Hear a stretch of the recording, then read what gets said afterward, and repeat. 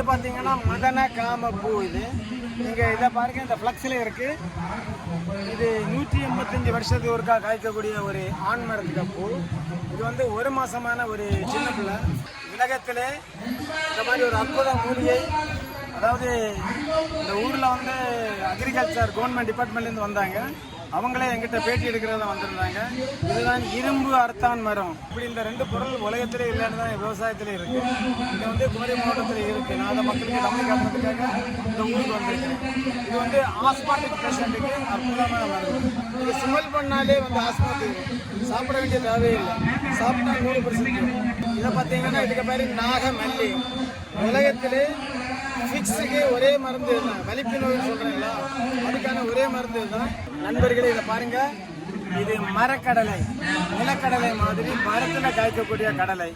இதே நாஞ்சில் நாடு குமரி மாவட்டத்தில் சர்வசாதாரணமாக கிடைக்கக்கூடிய பொருள்.